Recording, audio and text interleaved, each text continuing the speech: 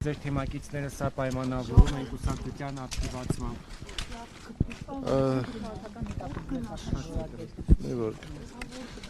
Նախ ողջույն բոլորիդ։ Ինչու են հետապնդում, դա այս իշխանությունների սովորական գործելավոճն է։ Ցանկացած ընդդիմադիր հայացքներ ունեցող քաղաքացի պաշտպանված չէ, որ ինչ-որ մի օր իշխանությունները որոշում չեն կայացնի եւ նրան չեն ձերբակալի մի շինծու գործով։ Ես կարող եմ բոլորին հավաստիացնել, որ սա հերթական զավեշտալի քրեական վարույթն է, որը որևէ հիմք չունի եւ չի կարող ունենալ։ Սա ահազանգ պետք է լինի բոլոր ընդդիմադիր ուժերի համար, որովհետեւ սրանով նրանք ճանապարհ են հարթում առաջիկա ընտրություններին համապետական մարդկանց շինծու գործերով կալանավորելու, ձերբակալելու, վախեցնելու, քաղաքական գործունեությունը կասեցնելու կամ խաթարելու համար։ Ինչ վերաբերում է կոնկրետ այս գործին, ես ձեզ հավաստիացնում եմ, ես իհարկե շատ մանրամասն տեղյակ չեմ քրեական գործի նյութերին, բայց ես ձեզ հավաստիացնում եմ, որ այս գործը դատական վախճան չի ունենալու, այսինքն մեղադրական դատական ակտ չի կարող այս գործը ունենալ անգամ այս իրավիճակում, երբ ապօրինաբար է գործում ամեն ինչ, երբ ապօրինաբար քրեական վարույթներ է հարուցվում, որովհետև չկա կատարված հանցագործություն։ Գիտեք, ընտրությունները եւ առհասարակ քաղաքական գործունեությունը իրանից ենթադրում է որոշակի մարդկանց ներգրավում, բայց չգիտեմ, Քարոզ արշավի ժամանակ սրա նրա տարբեր գործերի համար։ Հիմա եթե դա հանցանք է, ապա ինչի է դա հանցանք միայն ընդդիմադիր ուժերի համար։ Այսինքն ենթադրվում է, որ կուսակցությունը օրենքի շրջանակում ինչ-որ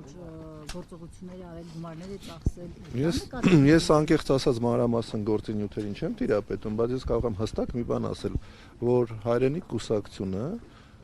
որևէ մի լումա ընտրակաշառքի տեսքով չի բաժանել ու նման ապացույցներ չկան ու չեն էլ կարող լինել, որովհետև բնության մեջ նման բանը բացակայում է առհասարակ։ Այդ դեպքում ինչու են հենց իրավապահները ինչ հիմքերից ելնելով են նման նախաձեռնություն սկսել։ Գիտեք, ընտրությունները վաղ շաբաթի տեղի է ունեցել նոյեմբերի 18-ին, ինչի եղավ դեկտեմբերի 30-ին այս գործողությունները իմ համար անկեղծ ասած անհայտ է եւ զարմանք է առաջացնում, մարդուն ձերբակալում են, խոսում ենք ոչ թե հանցագործության պահին ինչ-որ գործողություն անելու, ձերբակալելու, հանցագործությունը կանխելու, չենք խոսում ինչ-որ ռեցիդիվիստի մասին, խոսում ենք քաղաքական գիտությունների դոկտոր պրոֆեսորի մասին, Խաչիկ Գալստյանի, ով իր պարկեշտությամբ շատ-շատերը իրեն ճանաչում են, գիտեն թե ինչ պարկեշտ մարդ է, ինչի են արել, չգիտեմ, այդ հարցի իրավապահներին է պետք տալ։ Գիտեք, եթե արդյունքում պարզվի, որ օրինակ հանցագործությունը ենթադրյալ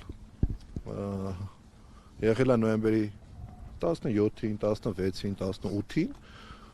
ու տվյալներ են իրավապահ մարմինները ստացել այդ ժամանակ եւ տվյալների իրացումը արել են 1 ամիս ու կես ուշ, դա քրեական պատասխանատվության պետք է ենթարկեն իրավապահ մարմինների ներկայացուցիչներին անգործության համար։ Իսկ խոզարկությամբ ինչ է հայտնաբերվում։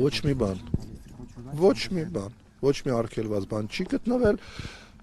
արգրավել են հեռախոսները, ինչպես միշտ։ Իսկ Արամ Քոչարյանի բնակարանում կալանավորման հարց քննարկվել։ Այո, ժամը 2-ին էլ Արամ Քոչարյանի հետ կապված դատական նիստ արդեն սկսել է,